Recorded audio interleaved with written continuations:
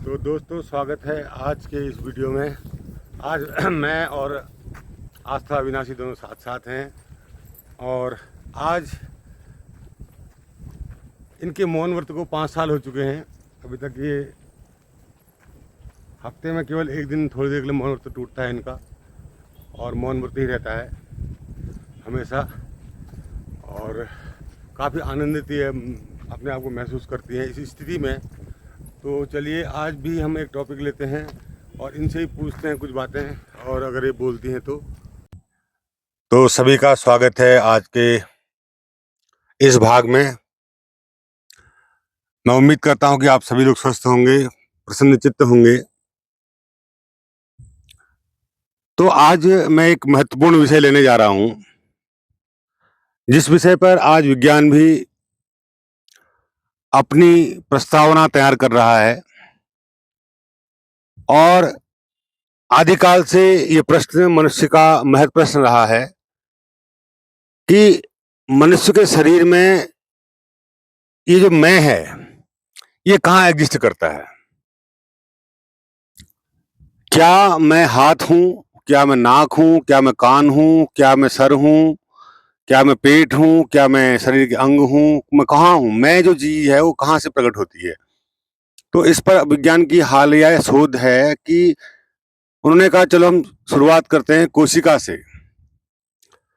कोशिका शरीर का सबसे छोटा हिस्सा है। तो कोशिका को जांचा गया तो कोशिका में कहीं भी ऐसी भावना या ऐसा मैं नहीं दिखाई दिया उनको कि कोशिका को तो ये भी पता नहीं है कि शरीर कितना बड़ा है। कोशिका के लिए तो ये शरीर एक ब्रह्मांड के समान है।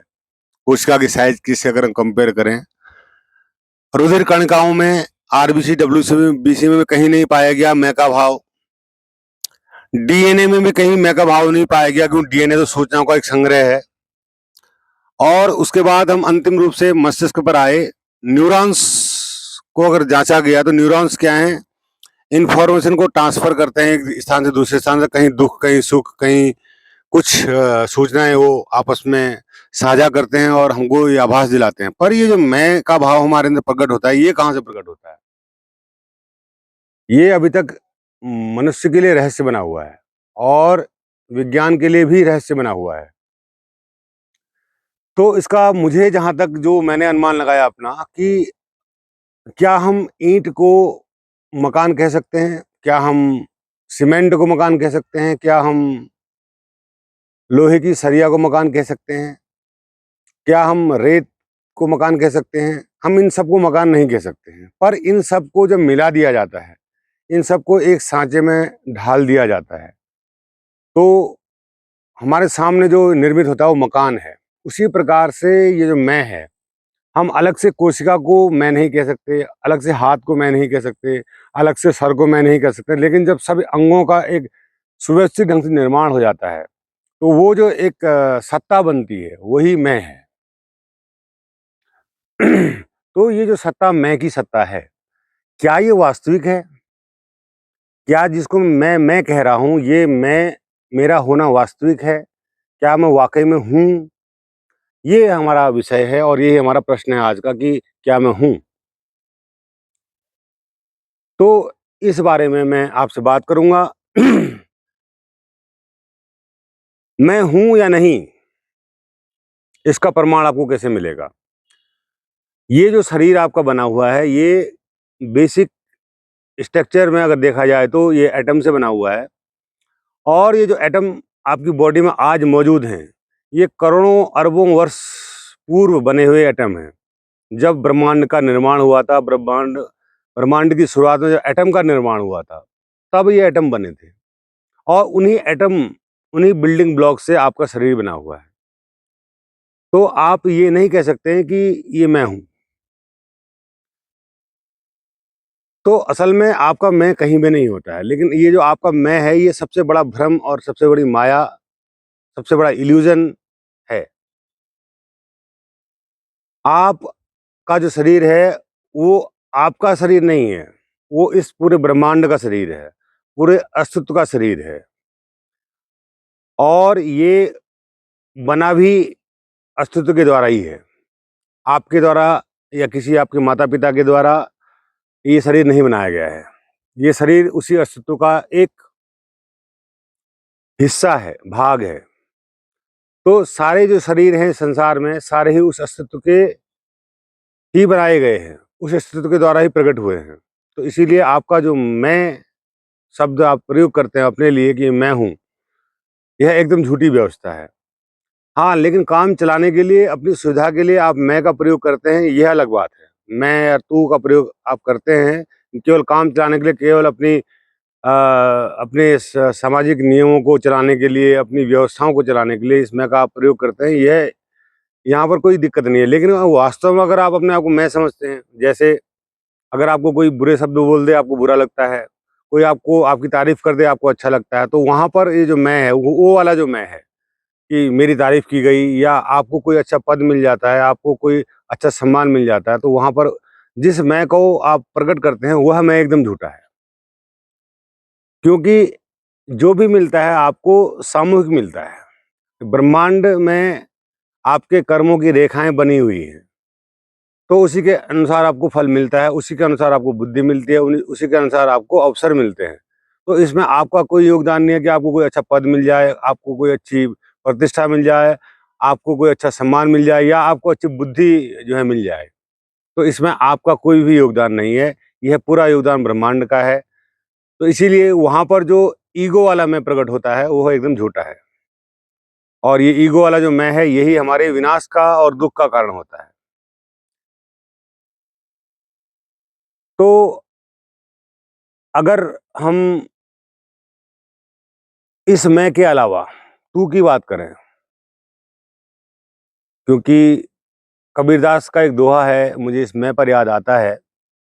वह यह है कि जब मैं था तब हरि नहीं, अब हरि है मैं नाही, सब अंधियारा मिट गया जब दीपक देखा माही। तो वह किस मैं की बात कर रहे थे? वो उसी एकाकी मैं की बात कर रहे थे, जिसको मैंने अपना होना समझ लिया था। जब तक मेरे अंदर मैं का भाव था, तब तक मेरे अंदर कोई हरि नहीं था, कोई अविनाशी सत्ता नहीं थी, कोई ब्रह्मांड नहीं था, कोई राम नहीं था, कोई ईश्वर नहीं था। लेकिन जैसे ही मेरे मैं का विघटन हुआ, जैसे मेरे मैं का विनाश हुआ, जैसे मुझे समझ में आया कि मैं तो हूं ही नहीं, तो ये ज्ञान जब मुझे मिला, तो मेरे जो मन का है सारा जो अंधकार था, अज्ञान रूपी अंधकार था, वो मिट गया, और अब मैं हूं हरि नाही। अब हरि है मैं नाही। अब केवल मेरे मैं नहीं हूं, अब केवल हरि ही बचा हुआ है, अब मैं नहीं हूं। तो इसी स्थिति को प्राप्त करना हर मनुष्य का ध्येय होना चाहिए। और जब वो तब होगा जब हम इस मैं को समझेंगे। मैं को हम कब समझेंगे? जब हमको ज्ञान होगा। ज्ञान कब होगा? जब हम विज्ञान पढ़ेंगे, जब हम ज्ञान वेद पढ़ेंगे, शास्त्र पढ़ेंगे, पुराण पढ़ेंगे, कुरान पढ़ेंगे, बाइबल पढ़ेंगे, धर्म ग्रंथों को अध्ययन करेंगे, तब जाके हमको ये बोध होगा कि यार ये मैं कौन है। तब हम उस मैं के प्रति जागृत होंगे। लेकिन आज के समय में किसी भी मनुष्य को इतना समय नहीं है कि वह इन इन ग्रंथों का अध्ययन करे, उपनिषदों का अध्ययन करे, और उस मैं की खोज में जाए जिस मैं का वो भ्रम पाले हुए है। इसीलिए हम जैसे लोग जिन्होंने इन सब चीज़ों को पढ़ा है, समझा है, जाना है, तो हम आपके लिए छोटे-छोटे से क्लिप्स, वीडियोज़ लाते हैं, ताकि आपको बहुत ज़्यादा लंबा ना पढ़ना पड़े। थोड़े से में आपको बात समझ में आ जाए और आप उस पर काम करने लगें, और ऐसा काम करें कि आपका वह मैं यथाशीघ्र विसर्जित हो जाए। और ये जो मैं है आपका, ये हमेशा दुःख का कारण होता है, और ये मैं ही बंधन का कारण भी होता है। ये मैं ही बनाता है, आपके सूक्ष्म शरीर का निर्माण करता भी ये मैं ही है।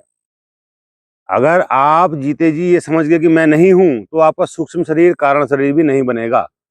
तो आपका जो ये मैं का भाव ऑटोमेटिकली प्रकट हो जाता है। इसमें तुम्हारी गलती नहीं है, इसमें तुम्हारी बिल्कुल गलती नहीं है कि तुम्हारे अंदर मैं का भाव आ गया है।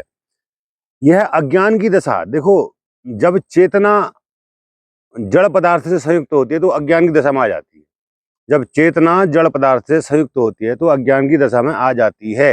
यह प्रकृति का नियम है, क्योंकि जड़ प्रकृति अज्ञान की अवस्था में ही है।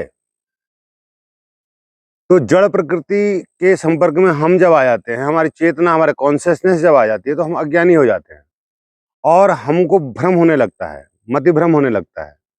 और ये जो भ्रम है, ये माया है, ये संसार की जो कन्फ्यूजन है, ये इसी की वजह से संसार चल भी रहा है। अगर जब आप उस समय की कल्पना करो कि जब ब्रह्मांड बना ही नहीं था, जब अस्तित्व जो है अपने मूल स्वरूप में ही मौजूद था, उसने इस प्रकार का विस्तार नहीं लिया था, तब वह पूर्ण ज्ञान की अवस्था में था, पूर्ण चैतन्य की अवस्था में था। लेकिन जैसे ही उसने क्रिएशन किया, वो क्रिएट हुआ, तो अज्ञान की अवस्था आ गई। और ये अज्ञान की अवस्था आपको जन्मजात मिलती है। ऐसा नहीं है कि आपको बाद में ये एहसास होता कि मैं हूँ। इस बात का एहसास तो शायद एक छोटे से कीड़े को भी होता होगा कि मैं हूँ, और पेड़ को भी इस बात का एहसास होता होगा कि मैं हूँ। तो लेकिन मैं हूँ का एहसास क्यों आता है कि जब चेतना और जब जड़ और चेतन का संयोग होता है, तो ये जो अज्ञान की अवस्था आती है। और ये जरूरी नहीं है कि सब मनुष्य इस बात को समझ जाएं। हाँ, लेकिन जो मनुष्य आध्यात्मिक है, जो अपने आप को जानना चाहता है, अध्यात्म आत्म का अध्ययन करना चाहता है, स्वयं का अध्ययन करना चाहता है, स्वयं को जानना चाहता है, जिसकी खोज ही ये है, तो उसके लिए ये जानकारी बहुत जरूरी है कि वो इस बात को समझे कि कहाँ हूँ मैं कहाँ पर एग्जिस्ट करता हूँ, हु एम आई, मैं कौन हूँ। इस बात को उसे अपने आप से पूछना ही पड़ेगा, तब जाके उसको ये बात समझ में आएगी और तब जाके उस मैं से मुक्त हो पाएगा। और जैसे ही मैं से मुक्त होगा, तो मुक्त आकाश अविनाशी अनंतर हो जाएगा, वह हो जाएगा अविनाशी अनंतर। ऐसी अवस्था को प्राप्त कर जाएगा जो समस्त ब्रह्मांड से एक हो जाएगी। यानी कि कहने का अर्थ है, बूंद कह रही है कि मैं बूंद हूँ, जब वो सागर हो जाएगी तो फिर वो ये कहेगी कि मैं सागर हूँ। होने का बोध तो बना रहेगा, ये बात मैं आपको बता दूं कि होने का बोध बना रहेगा, लेकिन ये जो मैं और तू का जो विरोधाभास है, ये मैं आपको दिख रहा है, ये तू दूसरा तू दिखाई दे रहा है, तो ये बात खत्म हो जाएगी कि आपको ये पता चल जाएगा कि मैं कोई स्पेशल अलग से कोई आइडेंटिटी मेरी नहीं है, मैं समस्त एक हूँ। तो यही परम ज्ञान है और ये परम आज़ादी है और परम सौंदर्य है मनुष्य जीवन का। और इस सौंदर्य से हमको परिचित होना चाहिए और जीवन के उत्सव में शामिल होना चाहिए, न कि हम जीवन में आएँ और दुख में घिरे रहें, चिंताओं में घिरे रहें, संताप में घिरे रहें और इसमें के कारण, और ये मैं हमको कंफ्यूज करता रहे और भ्रमित करता रहे, और हम इस अमूल्य जीवन को यूं ही गंवा दें। तो इसलिए मेरा सभी मित्रों से अनुरोध है कि वह अपने इस मैं के अध्ययन में जाएं और मैं कौन हूं की गुहार लगाएं और जानें, विज्ञान के तल से भी इस बात को जानें कि मैं नहीं हूं, और अध्यात्म के तल से भी जानें कि मैं नहीं हूं। अगर मैं नहीं हूं तो फिर कौन है? वही अविनाशी अनंतर है, वही अविनाशी अस्तित्व है, जो आपका सत्य है, जो आपका बोध है, जो आपका होना है, वही आपका सत्य है। इसके अलावा कोई भी सत्य आपका अपना सत्य नहीं है। सारे सत्य उधार हैं, सारा ज्ञान उधार है, और जब तक आपको ये अनुभव न हो जाए, तब तक आपकी यात्रा अधूरी है। तो आज के इस भाग में इतना ही, और मैं की खोज में आप चलें। मैं उम्मीद करता हूं कि आपकी खोज जल्दी से जल्दी पूरी हो और आप अविनाशी अस्तित्व के भाग न बनकर स्वयं अविनाशी अस्तित्व ही बन जाएं। सभी को मेरा शून्योम